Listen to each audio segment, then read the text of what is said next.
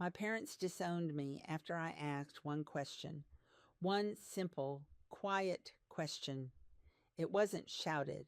It wasn't planned. It wasn't even meant to hurt anyone. But in a house like ours, where the truth ruled everything, a single question was enough to burn every bridge that ever existed. I never imagined I'd lose my family over a sentence, but that's exactly what happened. I grew up in Montana, in a house where the truth wasn't something you learned. It was something you were born into. It was the air you breathed, the rules you followed, and the only language anyone understood. My parents raised me to believe that everything we did had meaning, and everything they said was beyond doubt. They didn't call it a belief. They didn't call it a system. They called it the truth, like it was carved into stone before we were even alive. Our home sat far from town. It was quiet and surrounded by fields that stretched for miles. My father always said the land was ours because the truth gave it to us. He told everyone that our family had been chosen long ago and that we were keepers of something bigger than ourselves. I believed him. When you grow up in that kind of world, you don't question. You accept. You obey. Every morning, my mother would recite lines that she said came from the first truth. We were expected to repeat after her, but not like a prayer. More like a promise to keep the truth alive. A promise to never let the world outside touch us. That world was the enemy. Outsiders didn't understand. Outsiders were dangerous. Outsiders told lies. I spent most of my life inside that invisible wall. We didn't go to public school. We learned from books that were approved by my parents. We didn't celebrate birthdays or holidays.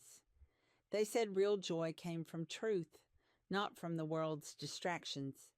I never got to go to sleepovers. I never joined sports teams. I never even went to the mall. The truth was supposed to be enough for me. For a long time it was. I believed every word they said. I thought my parents were protecting me. I thought the outside world was full of liars who would twist my mind and destroy my soul. I thought my parents loved me in the purest way, and that their truth was what kept us safe. But even walls built over years can start to crack. It started with little things, quiet moments where something didn't match what they had always told me, like the time my father said the land had always been ours, passed down for generations. But I found an old piece of paper that showed someone else's name on it just 30 years ago, or when my mother told me the town hated us, but people at the grocery store were kind and smiled at me when she wasn't around. Small things, but small things can grow roots. When I was old enough, I started sneaking into the public library. It felt like walking into another world. It wasn't just the books. It was the way no one looked at me like I was cursed. The way the air didn't feel like it belonged to someone else. I read everything I could. History books, old news stories, property records. They told a story that didn't match the truth at all. I kept it to myself for a long time. I loved my parents. I didn't want to hurt them. I thought maybe I was wrong. Maybe I didn't understand. So I went back to the land records again. I checked them twice, 3 times. I asked people at the library about the history of the property. I found articles that showed the land was bought at a tax auction. There was no chosen family, no divine gift, just a purchase, a normal, boring, legal purchase. My hands shook when I read that last line. It wasn't because I didn't believe it. It was because I did. For the first time, I realized my parents had built everything on a lie. I didn't want to believe that. It felt like tearing the ground out from under my feet. If the land wasn't given to us by some higher power, then what else wasn't real? The next cracks came faster. My father always said outsiders had attacked him when he was younger because of the truth. But the old newspaper articles told a different story. He had been arrested for trespassing on someone else's land. It wasn't a war against outsiders. It was a normal legal case. I stared at that headline for hours. I imagined the way he used to tell that story, like he was a hero. But he wasn't a hero. He had lied. My stomach ached for weeks after that. It felt like carrying a secret I couldn't drop. I wanted to tell someone, but there was no one to tell. Everyone around us believed in the truth too. I started walking to the town in secret, talking to people who lived outside the wall my parents built. They were nothing like the monsters my parents described. They were kind. Some even knew my family. Some had stories of their own. Every time I learned something new, it felt like a piece of the house I grew up in was breaking off and falling away. I tried to pretend everything was normal at home, but I was changing inside. I couldn't unsee the facts. I couldn't pretend anymore that the truth was bigger than everything else. The day everything broke was ordinary. That's what still shocks me. It wasn't a fight. It wasn't some big argument. It was just a family dinner. My parents were repeating the same story they had told my whole life about how the land was sacred and chosen. I had heard it 100 times. But this time I couldn't keep quiet. My chest felt tight. My hands were cold. I thought about the records in my bag. I thought about every lie stacked on top of another. And then I asked the question that changed everything. I asked why the record said someone else's name was on the land before them. I asked why the dates didn't match their story. That's all it took. One question. They didn't answer me. They didn't look confused. They looked at me like I had become an outsider, like I was no longer their child. In that moment, I saw something in their eyes I had never seen before. It was colder than anger. It was emptiness. Everything happened fast after that. My room was emptied. My key was taken. My phone was cut off. I wasn't their child anymore. I was their enemy. Please listen to my story and tell me in the comments section if I was right or wrong because I didn't scream or rebel. I just asked one question, and that one question tore my whole life apart. I didn't have time to pack much. I was standing outside the house before I could even understand what had happened. The sky looked the same, the trees were still, but everything in me felt different. I grew up believing that this house would always be my safe place. That belief was gone now, like a match that had burned down to smoke. I stood at the end of the gravel driveway with a small bag in my hand and the kind of silence that can crush your chest. I walked down the road toward town because I had nowhere else to go. I didn't have friends in the usual sense. Everyone I grew up around was part of the truth, and anyone outside of it was someone I had been told to avoid. So now, without my family, I was in a world I had been raised to fear. But the world didn't stare at me. No one chased me. The wind didn't change. It was just quiet. When I reached town, the lights felt too bright. The air smelled different too, like fresh bread and car exhaust and a life I never got to have. I stood on the corner for a long time because I didn't know what to do. My parents had made sure I never learned how to live outside their world. I didn't know how to rent a place. I didn't know how to open a bank account. I didn't even know how much a normal apartment cost. I spent that first night at a bus stop. It wasn't cold, but it felt like it was. I wrapped my jacket around me and tried to convince myself this was just a nightmare that would end when I woke up. But the morning came, and the house behind me wasn't mine anymore. I didn't even exist to them. I started walking again because standing still felt worse. I ended up at the public library. It was the one place I knew outside of the truth. It had been my secret for months, the quiet corner where I learned to question what I was raised to believe.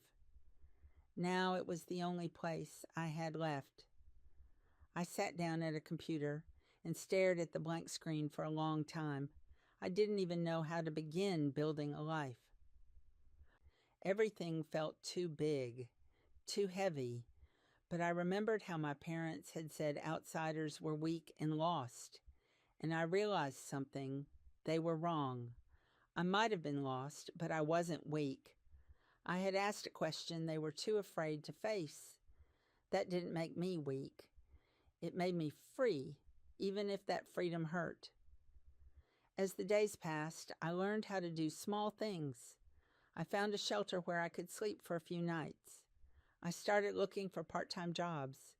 I asked for help from people who didn't know me, and they helped.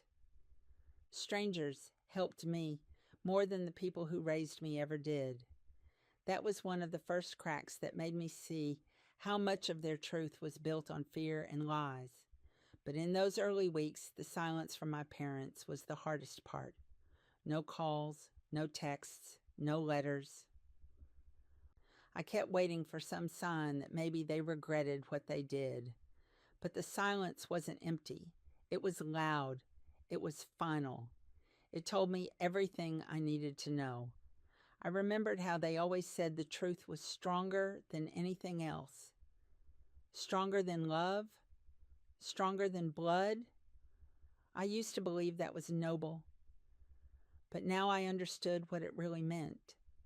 It meant their truth mattered more than me, more than their own child. I kept replaying the moment at the dinner table, how their faces changed, how my question didn't bring confusion or concern, but disgust. It wasn't the kind of reaction you give someone you love. It was the reaction you give to someone you want erased. And they erased me fast. I started keeping notes in a small notebook I bought with the little money I had. I wrote down everything I remembered about their stories. Every lie, every detail I wanted to check against the real world. It wasn't to prove anything to them anymore. It was to remind myself that my question wasn't wrong. It was to remind myself that the truth, not their truth, but the real truth, mattered. As I pieced things together, I saw a bigger picture forming. My parents didn't just believe in the truth. They needed it. It gave them control. It made them feel powerful. It made their world simple. I used to think it was about faith or pride, but it wasn't. It was about power. And when I asked my question, I took some of that power away. That's why they cut me off so fast. I think part of me still hoped, even then, that they'd come around, that maybe they'd show up at the library one day, that maybe they'd say they didn't mean it, but deep down, I knew better.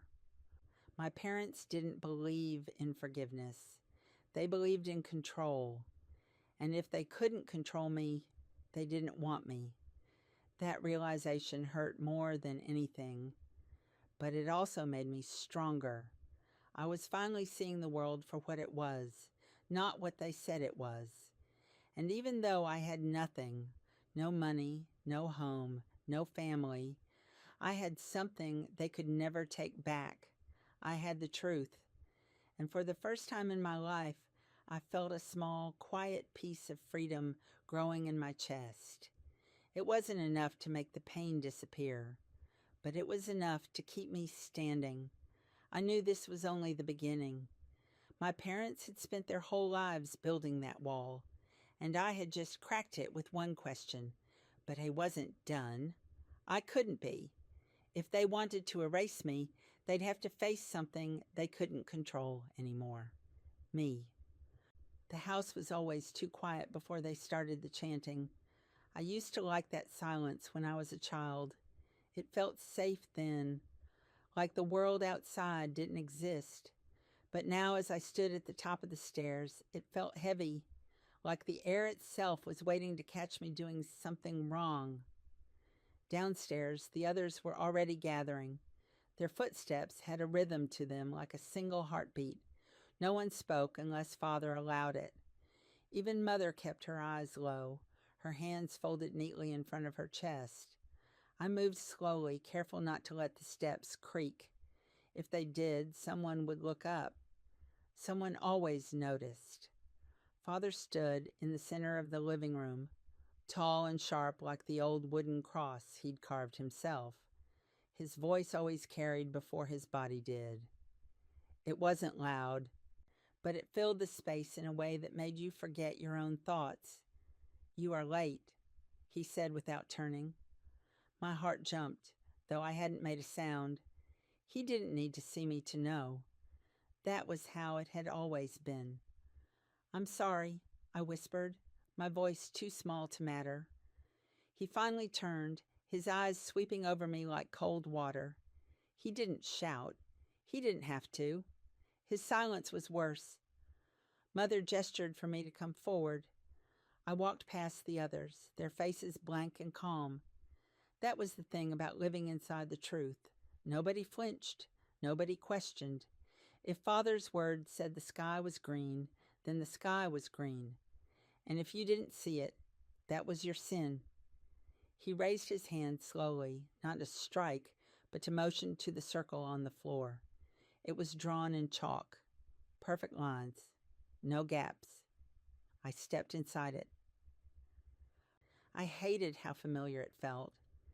"This is how corruption begins," he said, his voice smooth as glass, with lateness, with distraction, with doubt. Doubt. That word was the sharpest blade in our house. I wanted to explain, to say I had only stopped to breathe, to look out the window, just for a moment. But the truth didn't care about reasons. It only cared about obedience. Father lifted his hand again, not to touch me, to signal the others. They began to hum, low at first, then rising like a tide. Their voices weren't songs, they were rules. The sound was meant to erase everything else, and my own heartbeat fell in line with theirs until it didn't feel like mine anymore. He leaned closer and whispered, "Do not forget, without the truth, you are nothing." I nodded, though something inside me ached at the sound of it. I used to believe those words without question. I used to repeat them in my sleep. But that night, as the humming grew louder, my eyes flicked toward the window. It was a small window, high above the bookshelf. A single sliver of night pushed through it. And for the first time, I noticed how the outside didn't hum back. The outside was quiet in a different way. Not heavy, not waiting, just quiet. That tiny silence outside the glass felt more real than the noise around me. I don't know why that moment stuck with me, but it did. It dug itself into my chest like a splinter, small but impossible to ignore. Later that night, after the chanting ended, I lay in bed staring at the ceiling. Father's words echoed over and over. "Without the truth, you are nothing." But now a question whispered underneath it. What if he was wrong? The thought terrified me. If anyone found out I'd even thought it, they'd call it infection. They'd make me stand in the circle again, maybe worse. So I buried it, pressed it down deep inside where no one could see. But once a question is born, it doesn't die. The next day I caught myself looking at the window again, and that was the beginning. Every morning followed the same routine. At 5:30 sharp, the bell on the porch would ring twice. That sound was supposed to be holy. It meant we were still worthy of waking up. Mother said the bell was a blessing, but to me it felt like a lock clicking shut. I would get out of bed before the second chime ended, pull on the gray clothes we were required to wear, and line up in the hallway with the others. No one spoke. Even breathing too loud could be taken as disrespect. The house always smelled like boiled grains and incense. The walls were pale and bare, except for Father's carved symbols. He said the carvings kept lies away, but I had never seen what those lies looked like. We were taught they lived outside the borders of the property, out there in the dark world that did not follow the truth. That world was dangerous, he said. It would twist your mind, rot your spirit, and turn you against your family. When I was small, I believed every word. I repeated them like prayers. We all did. We were told Montana was chosen because it was far from corruption. Our house sat on a wide stretch of land, surrounded by dry trees and long dirt roads that seemed to lead nowhere. Father always said distance kept us pure. It also kept anyone else from finding out what happened behind those walls. Breakfast was a ritual, not a meal. Everyone sat in silence until Father took the first bite. No one touched a plate before he did. No one looked at anyone else. When he spoke, we listened. He would tell us how weak the world outside was, how the truth made us special, how every thought we had must serve the truth. He said people who questioned ended up lost, and if we ever left, we would end up begging to return. The worst part was that everyone around me believed it so completely. Mother's eyes would shine when Father spoke.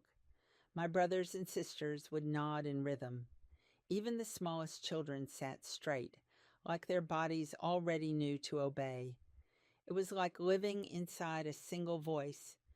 But when I turned 16, the voice started to sound different. Not softer, just thinner. It stopped covering every thought. I started noticing little cracks in the story we were told. Like the time Father said no one outside cared about us, but a delivery driver had waved at me when he dropped off supplies.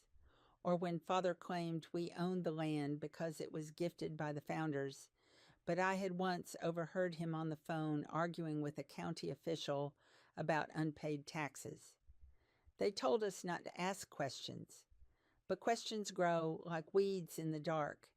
Even when you try to pull them out, they find their way back. I remember standing in the hallway after breakfast one morning. Sunlight came through the front door in a thin strip, landing across the floorboards. I stared at that light like it was something rare. I wondered what it would feel like to stand on the other side of the property line. Not run, not escape, just stand there. But imagining alone was a danger. We were taught that even thinking about leaving meant losing our place in the truth. If Father ever found out what I was thinking, he would drag me to the chalk circle and make me confess in front of everyone. I had seen others made to confess. They knelt for hours until their voices cracked and their foreheads touched the floor. I didn't want to end up like that, so I learned how to wear my silence like armor. I said the words Father wanted me to say. I lowered my head when he spoke. I followed every rule. But inside, a quiet corner of my mind began to whisper. It whispered that maybe the world wasn't as poisonous as he claimed. Maybe there was something more than this house and these rules. That whisper was dangerous, but it also felt like the first real thing I'd ever owned. The whisper grew louder the day I found the old newspaper. It was buried in a box behind the kitchen shelves, hidden beneath cracked glass jars. I only touched it because I was cleaning. The paper was yellow and stiff, but the date printed at the top caught my eye. It was from the year Father said the founders had given him the land, but the article said the land had been auctioned. It listed a buyer's name that wasn't Father's. I froze. My hands shook so badly I almost dropped it.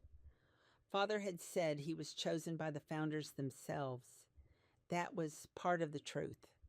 It was the reason we were supposed to obey without question, but the newspaper didn't match the story. The founders hadn't given him anything. He had bought the land. I folded the paper carefully and slid it back where I found it, but the damage was done. A splinter of doubt had sunk deep under my skin. That night during chanting, I could barely focus on the words. Everyone else swayed and whispered the same lines in perfect unison. My mouth moved, but my mind kept repeating the date on the paper. The whisper inside me wasn't small anymore. It had become a pulse, a steady beat that didn't match Father's rhythm. I didn't know it then, but that pulse would be the thing that changed everything. It would grow until it pushed me to speak. And once I did, my parents would decide I was no longer theirs. Please listen to my story and tell me in the comment section if I was right or wrong, because I didn't just question a rule or a habit. I questioned the foundation of everything my parents built their lives on. And for that single moment of doubt, they decided I no longer existed. I didn't ask the question right away. It took time. It took the kind of quiet, careful waiting that comes when you're living in a house where even your thoughts feel like they're being watched. After I found the newspaper, I couldn't stop thinking about it.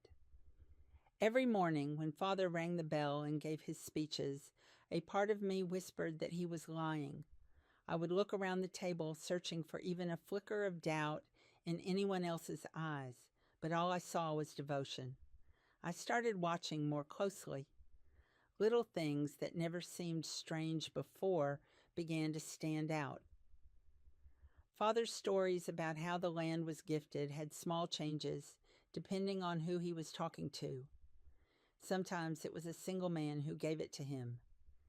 Sometimes it was a group. Sometimes it happened in spring, sometimes in fall. Before, I had accepted these shifts as holy mysteries. Now I could see they were just cracks. I waited for moments when no one was around. At night, after the chanting ended and everyone was in their rooms, I'd sneak into the kitchen. The air always smelled like burned wax and soap. I'd ease the box from behind the shelves and unfold the newspaper. I traced the printed letters with my fingers. The name of the buyer, the auction number, the date. It was all there, solid and real, not like the soft, shifting words Father used. That wasn't the only thing I found. One night, buried under the same shelf, I discovered an old envelope with tax notices. The address was the same, but the name wasn't the founders or some mysterious group. It was Father's name. Not holy, not chosen, just ordinary. It's strange how small details can undo an entire world. I didn't run to the authorities or shout to my siblings. I just sat there on the kitchen floor, holding the paper and the envelope, feeling the walls tilt around me. The truth had been everything. The truth told us who we were, where we belonged, and why no one outside mattered. But these papers told me we were just a family, living on a patch of land Father bought. All the chanting, the rules, the rituals, the isolation, it was built on a lie. But I couldn't say anything yet, not out loud. Not when one wrong word could mean being dragged to the chalk circle. So I learned how to pretend even better. I said the prayers louder. I bowed lower. I followed every step. But in secret, I started piecing together the world outside the fence. There was an old shed behind the barn where Father stored tools. I discovered it had weak boards near the back. I'd slip through that gap at night and climb the small hill that overlooked the highway. It wasn't far. I could see the headlights of passing cars streaking across the dark. The sound of engines was faint, but it felt alive in a way our chanting never did. One night I waited until everyone was asleep and walked down toward the road. I didn't cross it. I just stood there, breathing air that didn't belong to Father. It was cold and sharp. The stars felt different out there, realer. I crouched behind a bush and watched a truck stop at a gas station down the road. I saw people laughing, not whispering chants, not bowing their heads, just laughing. The next day, Father gave another speech about how the outside world was dying. He said no one out there smiled anymore, but I had seen them, I knew. That knowledge became a weight I couldn't set down. I started collecting proof. Not big things, small, quiet details I could keep hidden. I found utility bills in the filing cabinet when I was sent to fetch envelopes. Father had always said we lived without the outside's help, but here were the names of water and power companies. I memorized their names and wrote them down on scraps I hid under a loose floorboard in my room. Every scrap felt like a piece of a puzzle I wasn't supposed to see. I started reading the labels on the boxes the delivery trucks brought. Father told us the food was blessed, grown on holy ground by our people, but the boxes said they came from a warehouse in Idaho. I didn't have anyone to talk to. Not one person in the house would have believed me. Even my closest sibling, the one who used to sneak sweets with me, had started correcting me if I didn't chant the words exactly. I learned to keep my face smooth no matter what I found. The day everything changed started like any other. The bell rang. We lined up. We chanted. Father told his stories. But then he added something new. He said outsiders had been spotted near the fence. He said we should not speak to anyone, even by accident, or we would lose everything. He made us repeat it over and over. But I knew he was lying again. I had seen the workers by the gas station. They didn't look dangerous. They looked normal. And something inside me broke open that day. I couldn't keep carrying the truth in silence anymore. I didn't plan to speak at the family gathering. It just happened. We were sitting in the main hall. The walls were covered with white cloth and the carved symbols Father had made years ago. The smell of wax filled the air. Everyone sat in a circle around Father. He told the story again about how the founders gifted the land in a divine ceremony. My heart pounded so hard I thought everyone could hear it. My hands were cold. My throat burned. The question came out small, quiet, but in this house even a whisper was loud. I asked why the newspaper said the land was bought at an auction. For a single second the air didn't move. Father didn't blink. Mother's hands froze in her lap. No one breathed. It felt like the entire house was holding its breath. Then everything happened at once. Father's face turned red. Mother stood up like the floor burned her. My siblings stared at me like I had just lit a match in a room full of gas. I had broken the one rule that mattered most. I had asked a question. I tried to explain. I told them about the newspaper, the bills, the boxes, the road. My words came out fast and shaking, but no one heard them, or maybe they didn't want to. The room wasn't silent anymore. It was roaring with their anger.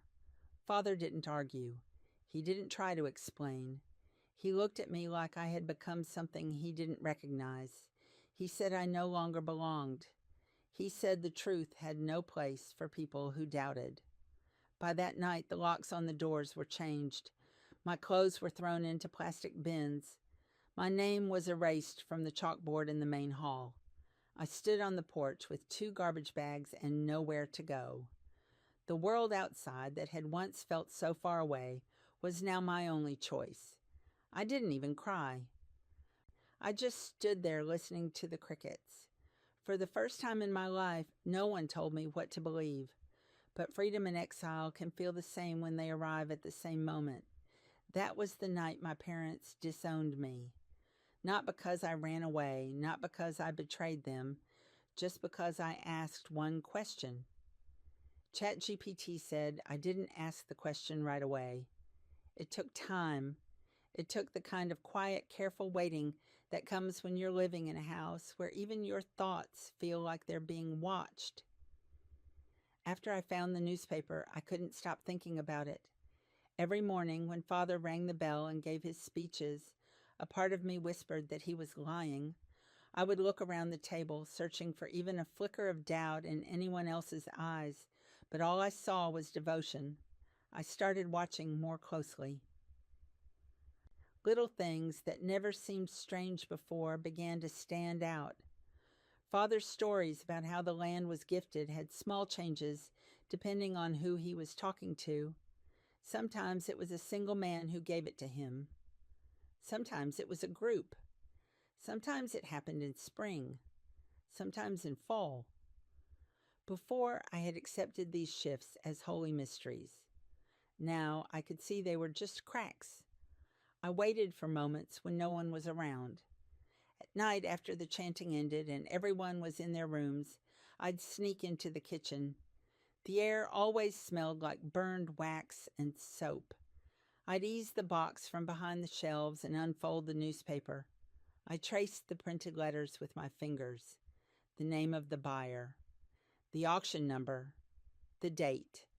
It was all there, solid and real, not like the soft, shifting words Father used. That wasn't the only thing I found. One night, buried under the same shelf, I discovered an old envelope with tax notices. The address was the same, but the name wasn't the founders or some mysterious group. It was Father's name, not holy, not chosen, just ordinary. It's strange how small details can undo an entire world. I didn't run to the authorities or shout to my siblings. I just sat there on the kitchen floor, holding the paper and the envelope, feeling the walls tilt around me. The truth had been everything. The truth told us who we were, where we belonged, and why no one outside mattered. But these papers told me we were just a family living on a patch of land Father bought. All the chanting, the rules, the rituals, the isolation, it was built on a lie. But I couldn't say anything yet. Not out loud. Not when one wrong word could mean being dragged to the chalk circle. So I learned how to pretend even better. I said the prayers louder. I bowed lower. I followed every step. But in secret, I started piecing together the world outside the fence. There was an old shed behind the barn where Father stored tools. I discovered it had weak boards near the back. I'd slip through that gap at night and climb the small hill that overlooked the highway. It wasn't far. I could see the headlights of passing cars streaking across the dark. The sound of engines was faint, but it felt alive in a way our chanting never did. One night, I waited until everyone was asleep and walked down toward the road. I didn't cross it. I just stood there, breathing air that didn't belong to Father. It was cold and sharp. The stars felt different out there, realer. I crouched behind a bush and watched a truck stop at a gas station down the road. I saw people laughing, not whispering chants, not bowing their heads, just laughing. The next day, Father gave another speech about how the outside world was dying. He said no one out there smiled anymore. But I had seen them. I knew. That knowledge became a weight I couldn't set down. I started collecting proof, not big things, small, quiet details I could keep hidden. I found utility bills in the filing cabinet when I was sent to fetch envelopes. Father had always said we lived without the outside's help, but here were the names of water and power companies. I memorized their names and wrote them down on scraps I hid under a loose floorboard in my room. Every scrap felt like a piece of a puzzle I wasn't supposed to see. I started reading the labels on the boxes the delivery trucks brought. Father told us the food was blessed, grown on holy ground by our people. But the boxes said they came from a warehouse in Idaho. I didn't have anyone to talk to. Not one person in the house would have believed me. Even my closest sibling, the one who used to sneak sweets with me, had started correcting me if I didn't chant the words exactly. I learned to keep my face smooth no matter what I found. The day everything changed started like any other. The bell rang. We lined up. We chanted. Father told his stories. But then he added something new. He said outsiders had been spotted near the fence. He said we should not speak to anyone, even by accident, or we would lose everything. He made us repeat it over and over. But I knew he was lying again. I had seen the workers by the gas station. They didn't look dangerous. They looked normal. and something inside me broke open that day. I couldn't keep carrying the truth in silence anymore. I didn't plan to speak at the family gathering. It just happened. We were sitting in the main hall. The walls were covered with white cloth and the carved symbols Father had made years ago. The smell of wax filled the air. Everyone sat in a circle around Father. He told the story again about how the founders gifted the land in a divine ceremony. My heart pounded so hard I thought everyone could hear it. My hands were cold. My throat burned. The question came out small, quiet. But in this house, even a whisper was loud. I asked why the newspaper said the land was bought at an auction. For a single second, the air didn't move. Father didn't blink. Mother's hands froze in her lap. No one breathed. It felt like the entire house was holding its breath. Then everything happened at once. Father's face turned red. Mother stood up like the floor burned her.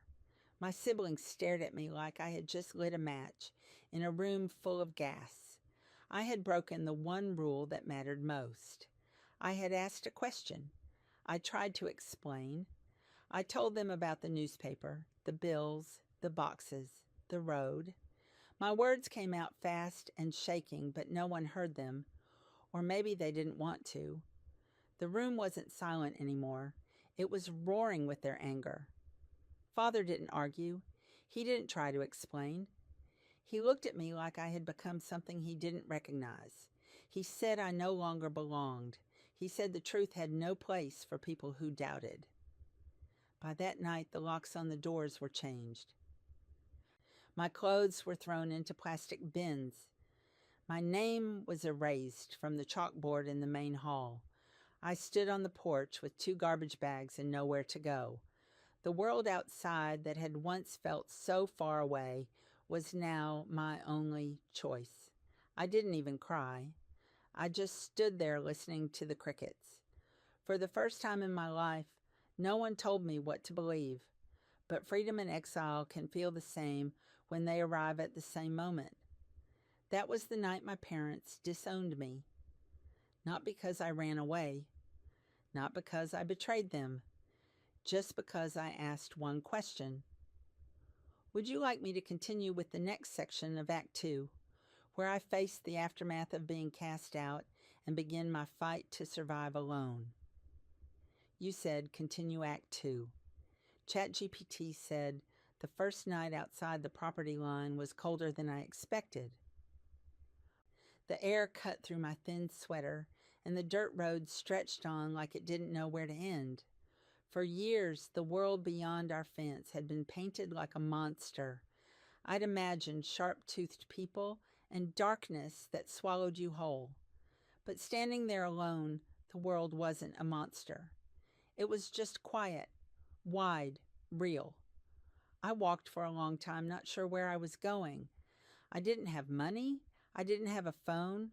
My parents made sure none of us had those things. I had a single backpack stuffed with some clothes and a piece of bread I'd grabbed before they pushed me out. I could still hear Father's voice behind me, not angry anymore, just cold. The kind of cold that makes you understand you'll never be welcome again. The highway was farther than it looked. My legs ached, and my throat felt like sandpaper. When I finally saw the gas station, I almost didn't believe it was real. The bright lights made my eyes sting. A couple of trucks were parked outside, their engines humming softly. People moved around without any fear. No chanting, no rules, just people. I hovered near the edge of the parking lot, afraid someone would notice me, but no one did. That first night I slept behind the dumpster, clutching my backpack like a lifeline. The concrete was hard, the wind was sharp, but it was still better than the silence in that house. At least out here I could breathe without feeling watched. The next few days blurred together. I wandered around the small town near the highway, trying not to draw attention. I didn't know how to talk like everyone else. I didn't know how to ask for help. Every word I'd ever learned was wrapped in my parents' truth, and now I had to find new ones. I sat outside a diner for hours one day, watching people come and go. A woman noticed me and asked if I was okay. I almost flinched. Her voice didn't sound like Father's. It wasn't sharp. It wasn't rehearsed. It was just a question. I couldn't answer it, but she handed me a sandwich anyway. I hadn't tasted anything that good in years. It was a strange thing, learning how to be a person again. I didn't even know what normal meant. When I walked into a grocery store for the first time, the sheer number of choices made me dizzy. We'd always eaten the same things at the same time with the same rules. Now there were shelves full of colors and smells I didn't recognize. I stood there for a long time, pretending to look at cereal boxes so no one would see my hands shaking. I spent nights in bus stations or behind buildings. A few people offered to help, but I didn't know how to trust anyone yet. Trust wasn't something we learned in that house. We learned obedience. Trusting someone meant giving them power over you. I wasn't ready to give anyone that again. The hardest part came when I tried to get a job. I didn't have an ID. I didn't have a bank account. My parents had kept us invisible. No school records, no official papers, nothing that tied me to the world outside. It was like I didn't exist. That realization hit me like a punch. I wasn't just disowned. I was erased. I went to the county office and waited in line for hours. When I got to the counter, I didn't even know how to explain my situation. I stumbled over my words. My hands wouldn't stop trembling. The clerk looked at me with a mix of confusion and pity. She gave me a list of things I needed to prove who I was, but I didn't have any of them. For the next few weeks, survival became routine. Find food. Find shelter. Try not to look lost. I washed up in public restrooms. I saved coins I found on the ground. It was humiliating, but it was mine.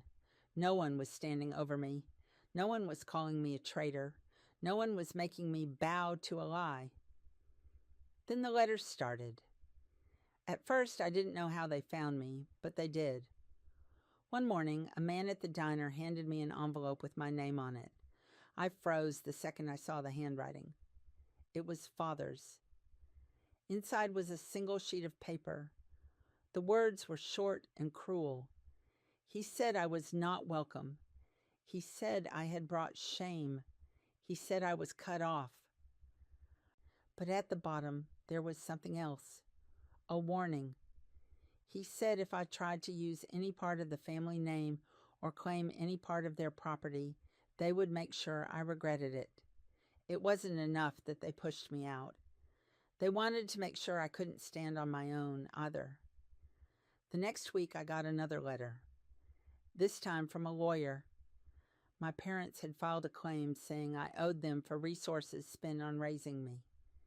They were trying to sue me for money I didn't have. They weren't doing it because they needed it. They were doing it to break me, to remind me I wasn't free. I sat on the curb outside the diner that night, holding the papers in my hands. My whole body shook. This was what it meant to question them. It wasn't just losing my home, it was being hunted by it. But something inside me hardened that night. They could erase me from their chalkboard. They could take my name off their list, but they couldn't drag me back. I asked for help at a legal aid center. It took everything I had to walk through that door. I told them my story, piece by piece. My voice cracked, but they didn't laugh. They didn't tell me to go back. They listened. The lawyer they assigned me didn't look like the savior I had imagined as a child. She wore a tired sweater and kept tapping a pen on the table. But when she explained my rights, I felt something new, something I had never felt in my parents' house. Power. She filed a response to their claim. She told me I didn't owe them anything. She said their control ended the moment they disowned me. It wasn't easy. They pushed. They sent more letters. They tried to scare me. But this time, I wasn't kneeling on a cold floor waiting for Father to forgive me. I had a voice, a small one, but it was mine.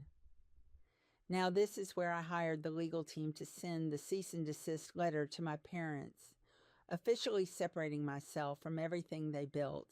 And I want you to tell me if I was right or wrong, because walking away was hard, but fighting back felt even harder. The day I walked into the social services office, I felt like I was walking into a world I didn't belong to. The walls were painted in soft, warm colors, but they didn't make me feel safe. I stood in line behind people who seemed to know exactly what they were doing. They had folders, IDs, phones. I had nothing but a crumpled backpack and a legal aid card I'd been given 2 days earlier. When it was finally my turn, the woman behind the counter smiled, the kind of smile that felt practiced but kind enough. "Name?" she asked. I hesitated. I'd never even had a legal name outside the one my parents gave me. I whispered it, barely audible. She typed something into her computer, then paused. "Do you have any form of identification?" I shook my head. She looked at me for a moment longer, then reached under the counter and handed me a packet of papers. "Okay," she said. "This is going to take time, but it's not impossible." Those words stuck with me. Not impossible. Over the next weeks, I spent hours in that office, filling out forms, waiting, telling strangers my story over and over again. Some of them were kind. Some looked at me like I was a problem. But the longer I sat there, the more I started to understand something I'd never grasped in my parents' house. Systems could be confusing, but they weren't made to keep me out. Not like before. I got my first temporary ID after 3 weeks. Just a piece of paper, wrinkled and flimsy. But to me, it felt like a weapon, a shield. Proof that I wasn't just a ghost walking between buildings. I existed. That small victory gave me the courage to try for more. I went to the library, one of the few places that didn't ask questions when you walked in. The first time I used a computer, my hands hovered over the keyboard like it was a bomb. The librarian, a soft-spoken man with round glasses, showed me how to open a browser, how to search for resources, how to make an email account. It felt ridiculous at first. I was 21 and didn't know how to send an email, but every click, every word typed, chipped away at the wall they'd built around me all those years.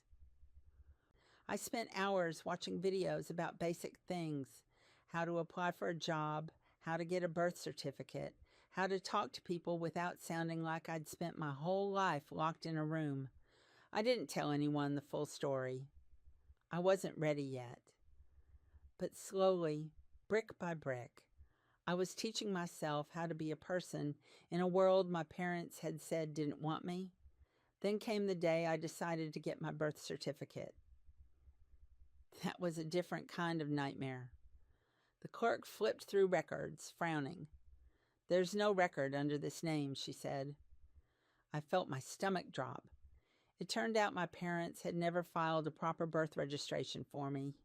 I was, in every legal sense, non-existent. Panic wrapped around my chest like a vice. If I didn't exist on paper, I couldn't get anything. Not an ID, not a job, not a place to live. For a moment, I felt like I was right back in that house, trapped. But then I remembered the lawyer's words. Their control ends when you claim your own life. With her help, we filed for a delayed birth certificate. It meant proving I existed through whatever scraps of evidence I could find. Old medical records, a neighbor's testimony, even a letter my parents had sent me when they disowned me became proof. It took months, endless paperwork, endless waiting. But one afternoon, a letter came in the mail. My delayed birth certificate had been approved. I sat on the steps of the post office holding that piece of paper like it was gold. I wasn't invisible anymore. That's when I realized something.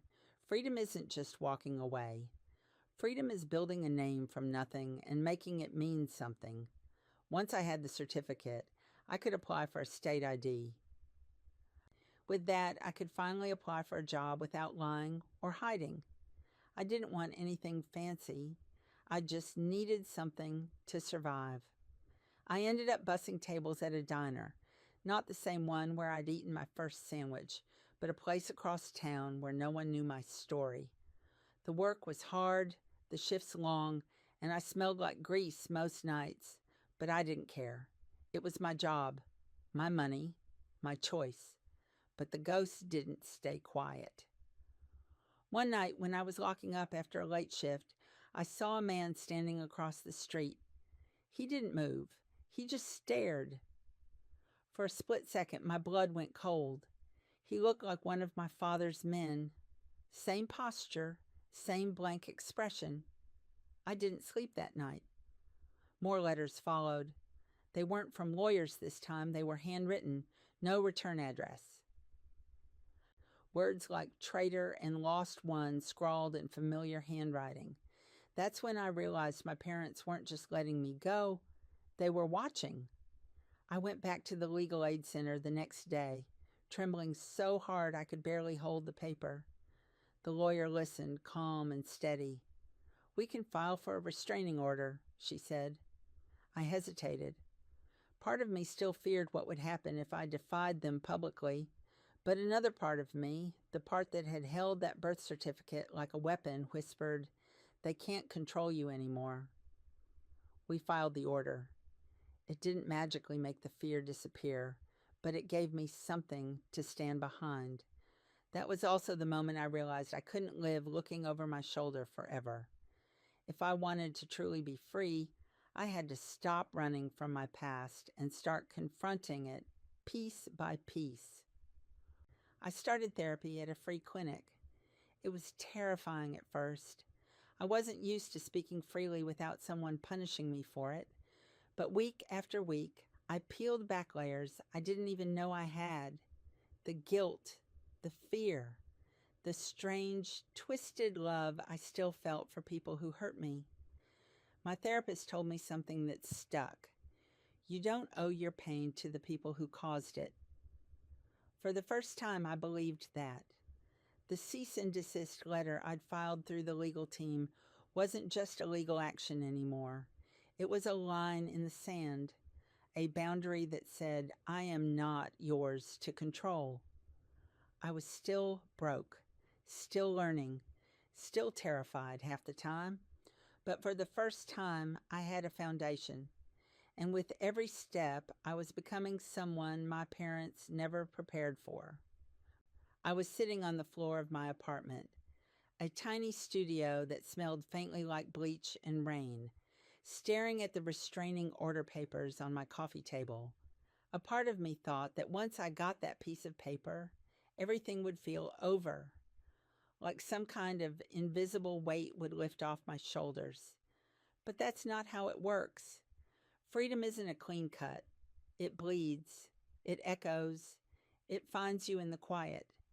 I'd spent months learning to survive, getting my documents, working, going to therapy, but my parents still hovered over me like a shadow I couldn't shake. I could feel them in the way I flinched at sudden knocks, in the way my chest tightened at the sound of an unfamiliar car idling outside. And then came the letter. This one wasn't like the others. No traitor. No scripture quotes scrawled across the envelope. Just a single line written in my father's handwriting. "You will face the truth again." I don't know why, but that line broke something different inside me. Maybe because it wasn't a threat. It was a promise. A reminder that in his mind, I still belonged to him. That night I made a choice I hadn't been brave enough to make before. I called my lawyer and said, "I want to testify."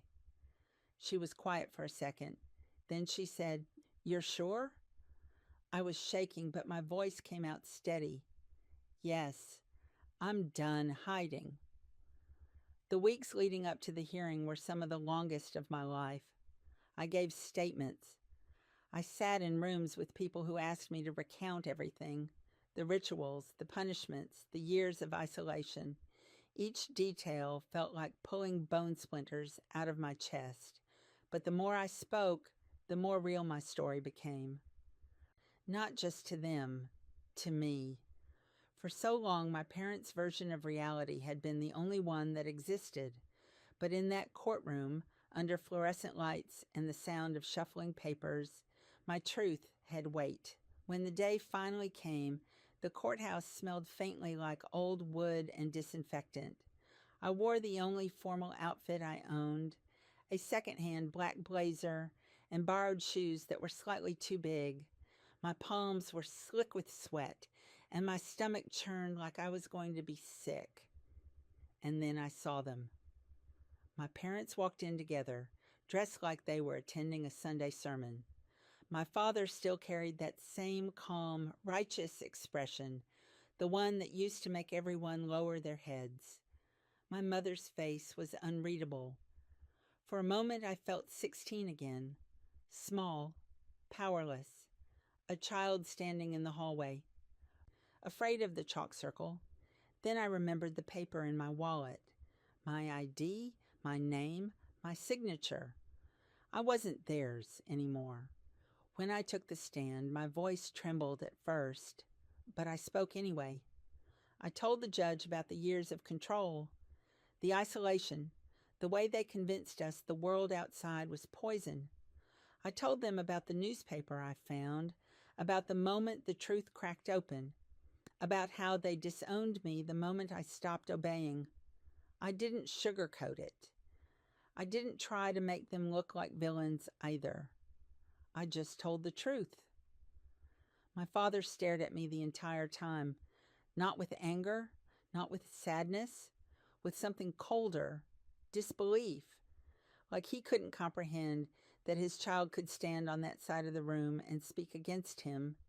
But for the first time, that look didn't control me. It didn't crush me. It fueled me.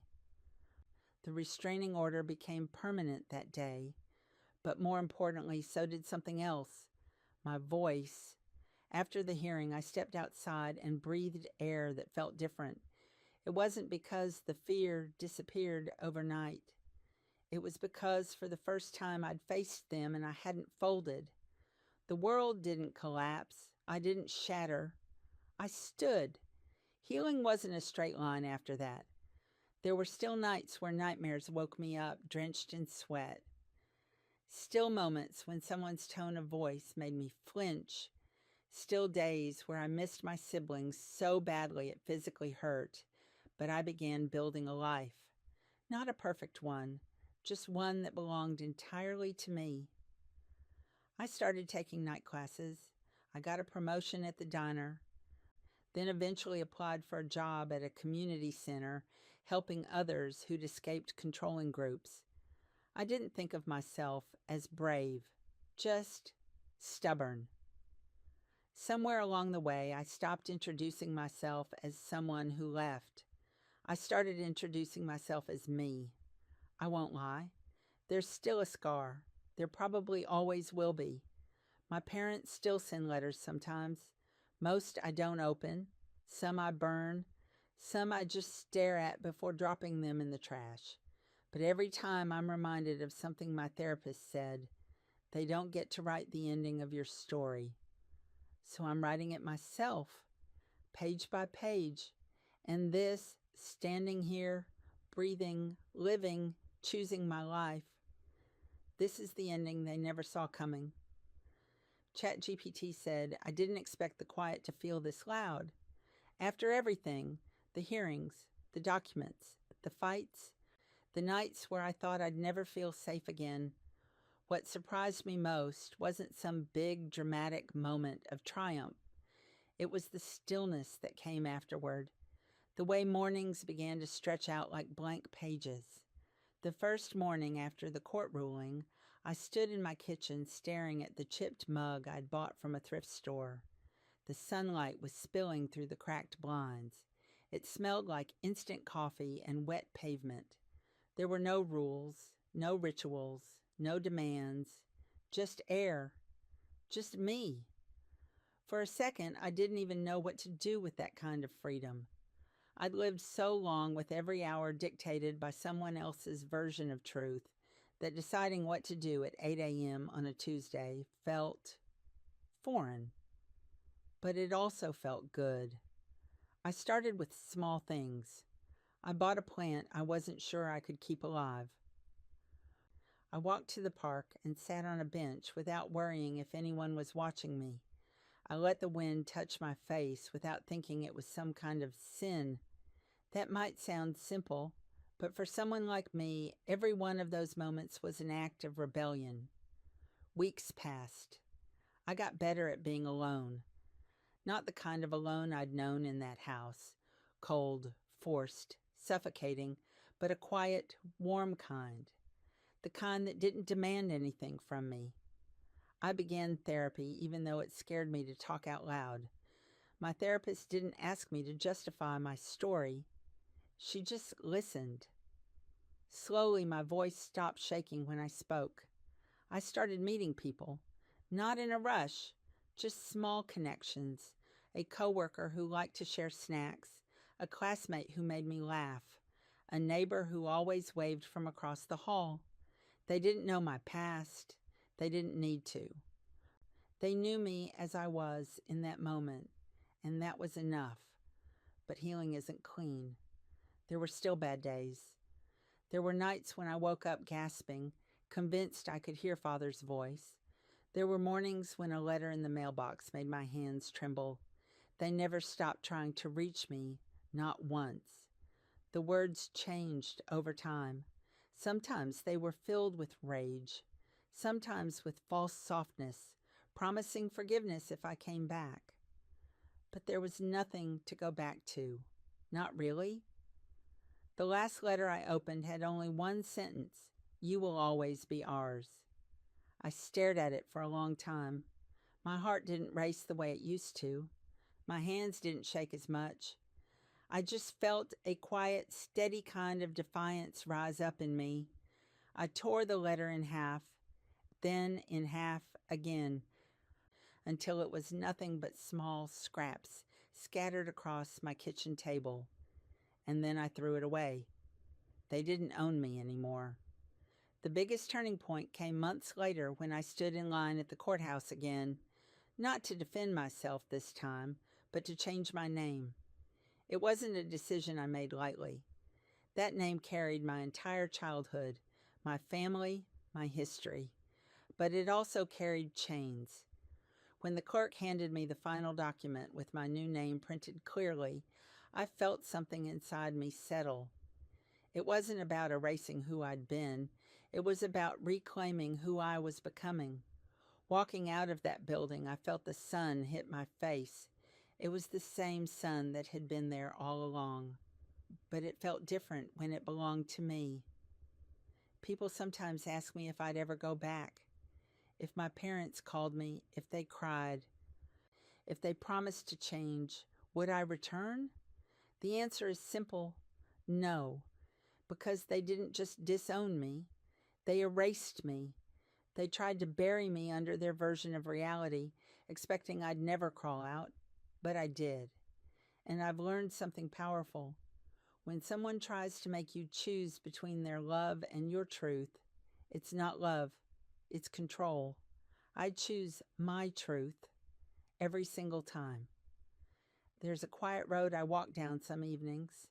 It's near the park, lined with trees that lean slightly over the path. The wind whistles through the branches, and sometimes the leaves scatter across my shoes. It's become my place. I go there when the noise of the past creeps in, when the old house echoes in my head, when their voices try to live rent-free in my chest.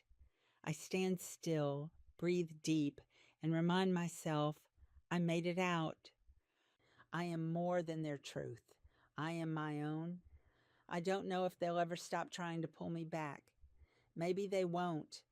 Maybe they'll hold on to their version of the story forever. painting me as the enemy, the betrayer, the child who turned away from salvation. But I know my story, and I know why I asked that question that day. Because sometimes one question is enough to crack open an entire world. And once you see the cracks, you can't unsee them. I'll carry the scars, but I'll also carry the strength it took to stand alone. And maybe, just maybe, someone else who's trapped in their own circle of chalk will hear this and realize they can step out too.